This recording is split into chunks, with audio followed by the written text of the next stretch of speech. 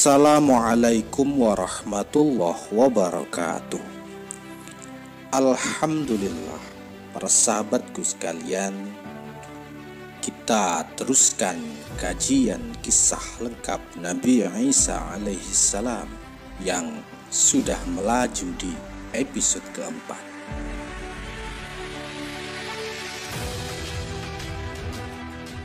Seperti yang telah kami sebutkan di episode sebelumnya, sahabat setia Nabi Isa alaihissalam adalah kaum Hawariyun. Mereka adalah orang-orang pilihan. Jumlahnya ada 12 orang laki-laki. Menurut Wahab bin Munabbih, nama mereka adalah pertama Syam'un atau Simon dalam bahasa orang Nasrani, yang kedua Butrus atau Petrus, yang ketiga Yakubis atau Yakubus, yang keempat Yohanna atau Yohanes, yang kelima Andaris atau Andreas, keenam Matta atau Matthew, ketujuh Toma atau Thomas, kedelapan Luko atau Lukas, kesembilan Marikus atau Markus, kesepuluh Filibus atau Filipus, kesebelas Yahuda Labbaus atau Tadaus, ke-12 Yahuda al-Astikhari. Para sahabatku sekalian, setidaknya ada pendapat kenapa para sahabat Nabi Isa alaihissalam dinamakan kaum Hawariyun. Salah satu pendapat dari para ulama mengatakan mereka adalah para kaum pilihan, menjadi wazir atau patih yang mewarisi dan meneruskan ilmu atau dakwah yang diemban oleh Nabi Isa alaihissalam. Dan Syam'un adalah pemimpin para kaum Hawariyun. Dikisahkan di dalam firman Allah, "Wadrib lahum mathalan ashabal qaryati idh ja'ahal mursalun." Dan buatlah suatu perumpamaan bagi mereka, yaitu penduduk suatu negeri, ketika utusan-utusan datang kepada mereka. Idh arsalna ilaihi musnaini fakadzabuhuma fa'azzazna bithalisin faqalu inna ilaikum mursalun. Yaitu ketika kami mengutus kepada mereka 2 orang utusan, lalu mereka mendustakan keduanya. Kemudian kami kuatkan dengan utusan yang ketiga. Maka ketiga utusan itu berkata, "Sungguh kami adalah orang-orang yang diutus kepadamu." Surah Yasin ayat 13-14. Berkata para ulama ahli tafsir, Nabi Isa alaihissalam mengutus 2 orang dari pengikut setianya menuju ke kota Antokia, kalau sekarang suatu kota di wilayah Turki, dan dahulu itu adalah suatu kerajaan yang masuk wilayah kekuasaan Romawi.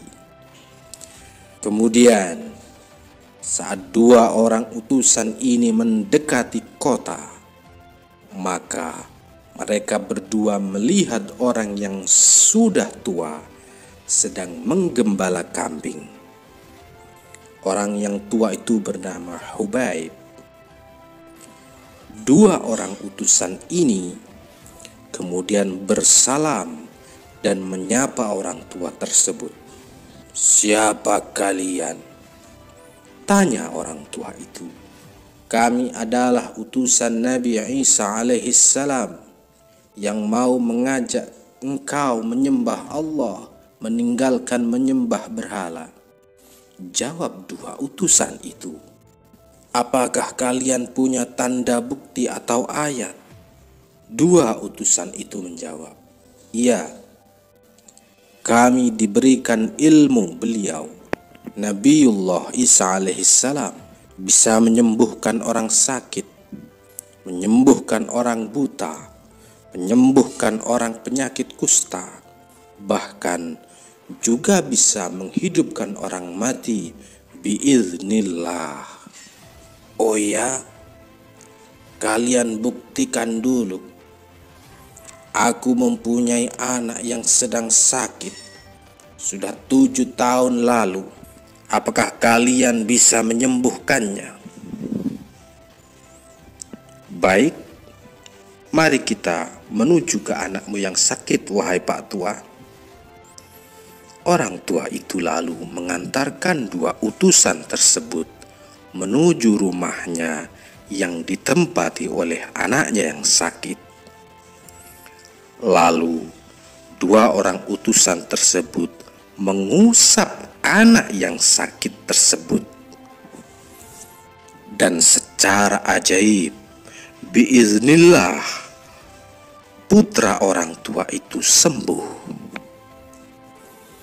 Dan Hubaib, orang tua itu, kemudian menjadi orang yang beriman, lalu masyhur atau menjadi viral di kalangan orang-orang di dalam kota tersebut bahwa ada orang yang ampuh bisa mengobati segala macam penyakit. Allah Subhanahu wa ta'ala memberikan kesembuhan pada banyak orang melalui tangan 2 orang utusan tersebut. Di dalam suatu riwayat, ada orang tua yang buta lalu meminta doa kesembuhan kepada 2 orang utusan itu, dan orang buta itu langsung sembuh biiznillah. Di kota itu dipimpin oleh seorang raja bernama Aftokhes. Dia adalah raja yang besar di wilayah Yunan yang menyembah berhala. Kabar 2 orang utusan ampuh tersebut terdengar di telinga sang raja. Kemudian raja memanggil 2 orang tersebut. "Siapa kalian?" tanya sang raja. "Kami adalah utusan Nabiullah Isa alaihissalam," jawab 2 orang utusan itu. "Apa keperluanmu datang kemari?" tanya sang raja. "Kami datang ke sini untuk mengajak Paduka Raja meninggalkan menyembah sesuatu yang tidak bisa mendengar dan tidak bisa mengetahui, untuk menyembah yang maha mendengar dan maha mengetahui." "Oh, apakah ada Tuhan selain Tuhan berhala-berhala kami?" tanya sang raja. "Ya, Dia adalah Zat yang menciptakan engkau, yang merawat engkau, dan Tuhan engkau," jawab 2 orang utusan itu.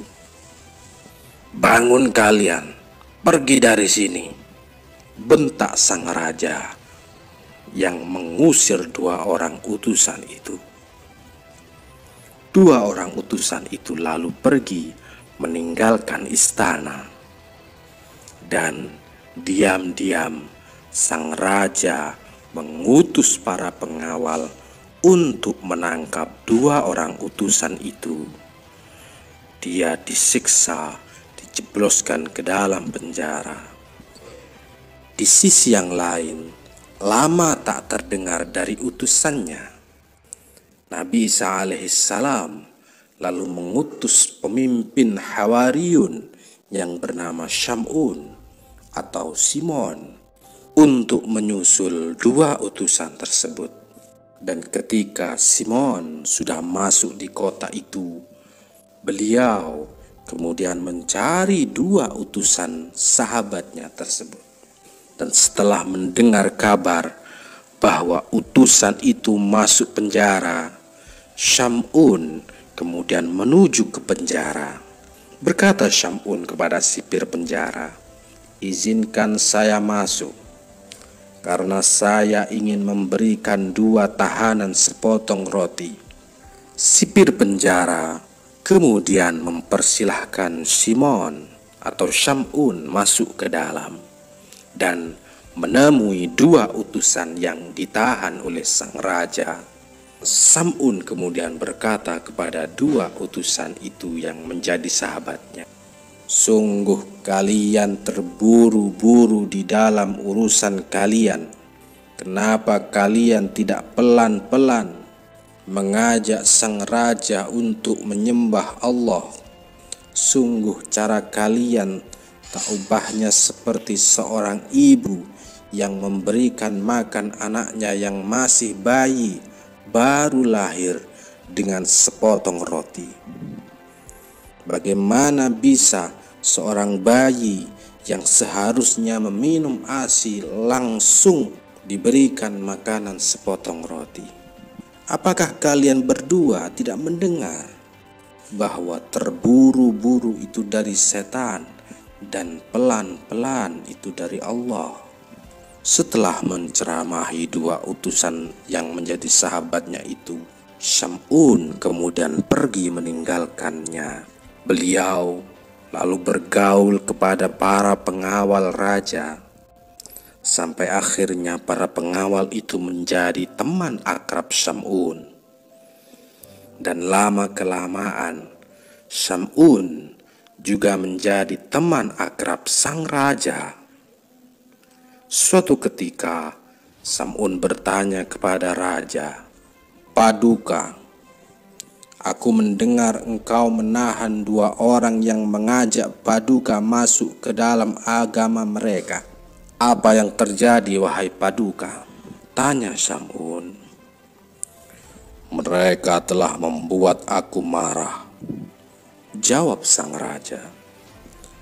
"Kalau boleh, wahai Paduka, izinkan hamba melihat apa yang mereka serukan." Sang raja kemudian menghadapkan 2 utusan yang menjadi tahanannya. Berkata Syamun kepada 2 lelaki tersebut yang disaksikan oleh sang raja, "Hai kalian berdua, siapa yang mengutus kalian datang kemari?" 2 orang itu menjawab, "Allah mengutus kami yang menciptakan segala sesuatu, tidak ada sekutu baginya." Syamun lalu bertanya lagi, "Terangkan sifat-sifatnya kepada kami. Dia berbuat atas apa yang dikehendakinya. Dia memutuskan atas apa yang diinginkannya." Jawab 2 orang utusan itu, "Apa buktinya kalau kalian diutus Tuhan?" Tanya Syamun. "Tuanku, biarkan Paduka raja yang memilih ingin bukti apa." Sang raja kemudian memerintahkan pengawalnya untuk mendatangkan anak yang buta dari lahir. Tak lama berselang, sang pengawal membawa anak yang tidak mempunyai lubang mata sama sekali, juga tak mempunyai bola mata. 2 utusan itu kemudian berdoa kepada Allah. Hingga akhirnya keajaiban datang. Tempat matanya kemudian terbelah. Lalu 2 utusan itu mengambil 2 genggam tanah dan mengepal-ngepalkan hingga menyerupai 2 bola mata. Dan 2 tanah yang bundar itu dimasukkan ke kelopak mata anak tersebut. Dan ajaib, 2 tanah itu menjadi mata beneran biiznillah. Sang raja lalu berkata kepada 2 utusan itu, "Baik, buktikan lagi.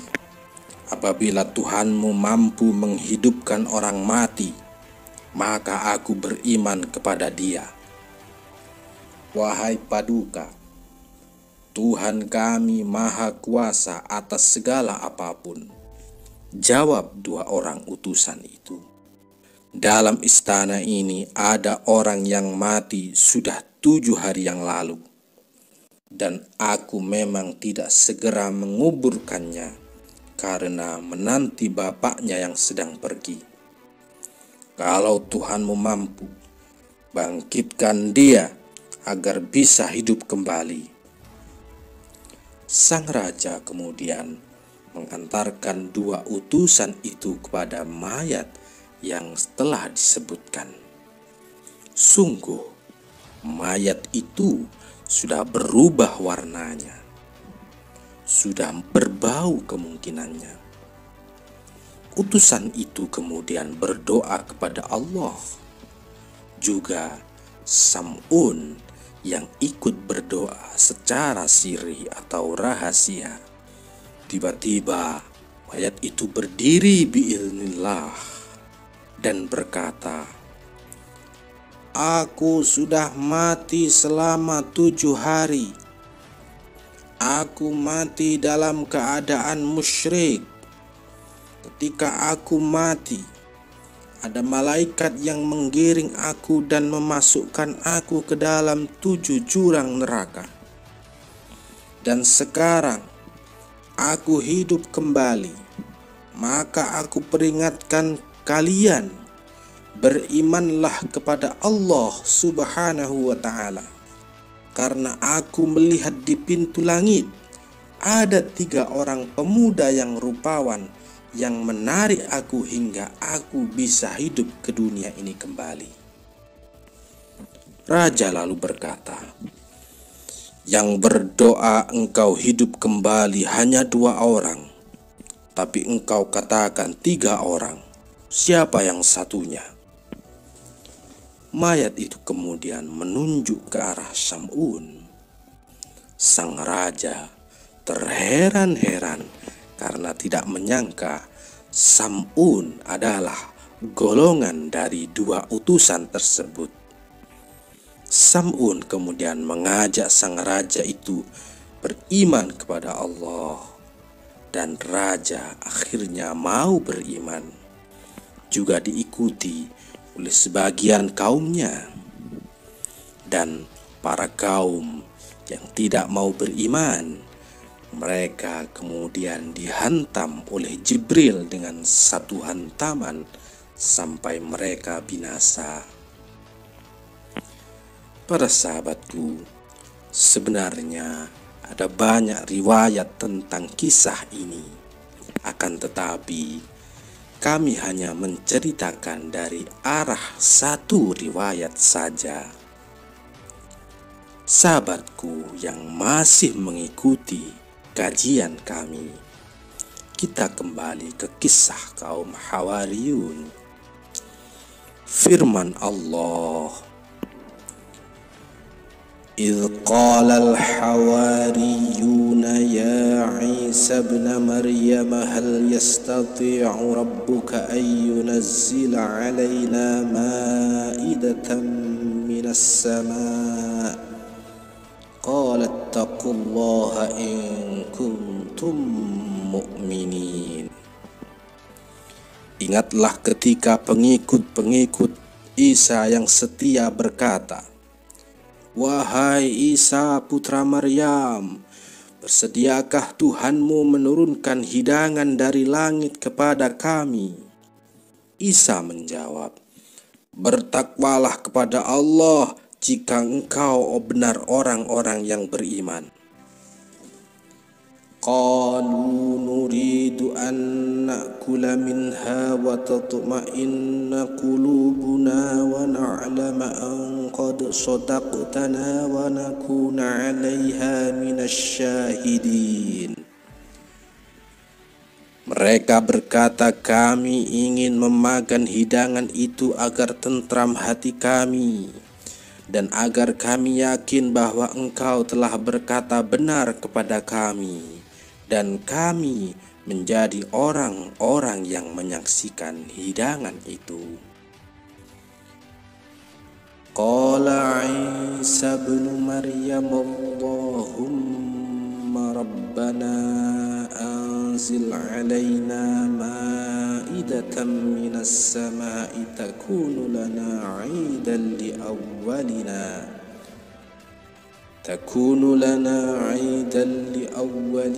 wa akhirina wa ayatan minka warzuqna wa anta khairur raziqin. Isa putra Maryam berdoa, "Ya Tuhan kami, turunkanlah kepada kami hidangan dari langit yang hari turunnya akan menjadi hari raya bagi kami, yaitu bagi orang-orang yang sekarang bersama kami maupun yang datang sebelum kami, dan menjadi tanda bagi kekuasaan Engkau. Berilah kami rizki, dan Engkaulah sebaik-baik pemberi rizki." Qala Allahu inni munazziluha alaikum faman yakfur ba'du minkum fa inni u'azzibuhu 'adzaban la u'azzibuhu ahadan minal 'alamin. Allah berfirman, "Sungguh aku akan menurunkan hidangan itu kepadamu. Tetapi barang siapa kafir di antaramu setelah turun hidangan itu, maka sungguh aku akan mengazabnya dengan azab yang tidak pernah aku timpakan kepada seorang pun di antara umat manusia atau umat seluruh alam." Surah Al-Maidah ayat 112 sampai 115.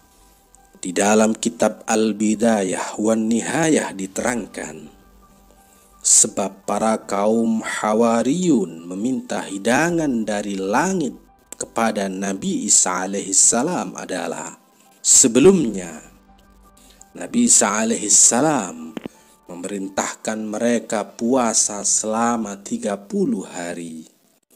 Dan setelah mereka berpuasa penuh, mereka kaum Hawariyun meminta hidangan dari langit agar hati mereka tenang karena puasa mereka diterima oleh Allah Subhanahu wa Ta'ala. Juga hidangan tersebut menjadi hari raya mereka setelah 30 hari berpuasa. Nabi Isa alaihissalam sudah memperingatkan mereka bahwa kalau hidangan itu benar-benar dikabulkan oleh Allah, mereka akan lalai. Mereka tidak mau bersyukur dan meninggalkan hak kewajiban mereka beribadah kepada Allah. Para kaum Hawariyun tetap bersikukuh atas permintaan mereka untuk meminta hidangan langsung dari langit. Dan saat para kaum tetap pada pendiriannya, Nabi Isa alaihissalam lalu pergi ke tempat salat, memakai pakaian dari kulit, meluruskan kakinya, menundukkan kepalanya, meneteskan air matanya, merendahkan dirinya kepada Allah di dalam doanya agar mengabulkan permintaan kaumnya. Kemudian Allah Subhanahu wa Ta'ala menurunkan hidangan dari langit sambil disaksikan oleh para manusia dengan meluncur turun di antara sela-sela mendung sedikit demi sedikit hingga sampai di depan Nabi Isa alaihissalam. Hidangan-hidangan itu ditutupi oleh sapu tangan. Nabi Isa alaihissalam lalu berdiri dan membuka hidangan-hidangan tersebut dan mengucap, "Bismillahi khairur raziqin." Dan hidangan tersebut berisi 7 ikan, 7 roti, beberapa sayuran dan cuka.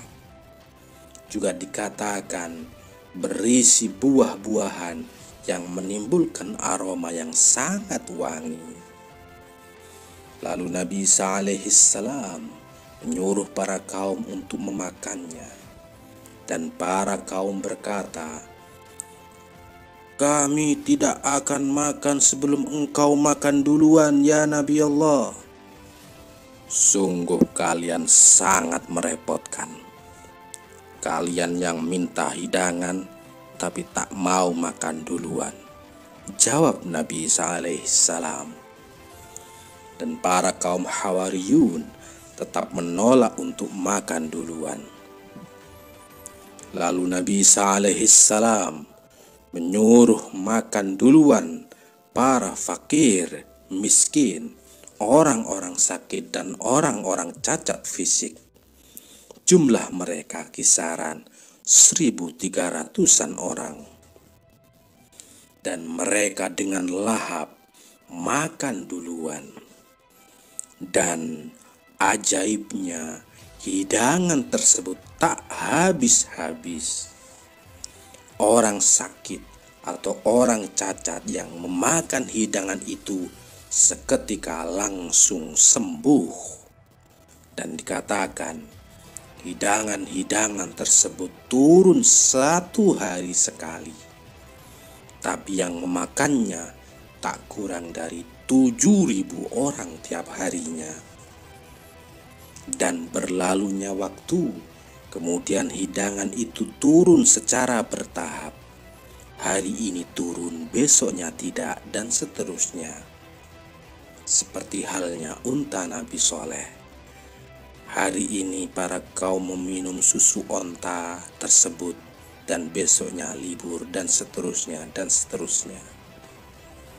Dan ketika turunnya hidangan tersebut sudah jarang-jarang, Allah Subhanahu wa ta'ala memerintahkan Nabi Isa alaihissalam untuk membatasi hidangan itu. Hanya orang fakir miskin yang boleh memakannya. Dan itu membuat para kaum yang lain merasa dongkol. Para kaum yang munafik itu terus membuat fitnah, ngerasani dalam bahasa Jawanya atas perintah Allah tersebut. Dan Allah Subhanahu wa ta'ala kemudian memutus hidangan-hidangan tersebut, menyetop untuk semuanya, dan memberikan azab pada orang yang suka buat fitnah atau ngerasani dengan merubah wujudnya menjadi monyet. Kita sambung ke episode selanjutnya. Mohon maaf atas segala kekurangan atau kesalahan. Wallahu a'lam bissawab. Wassalamualaikum warahmatullahi wabarakatuh.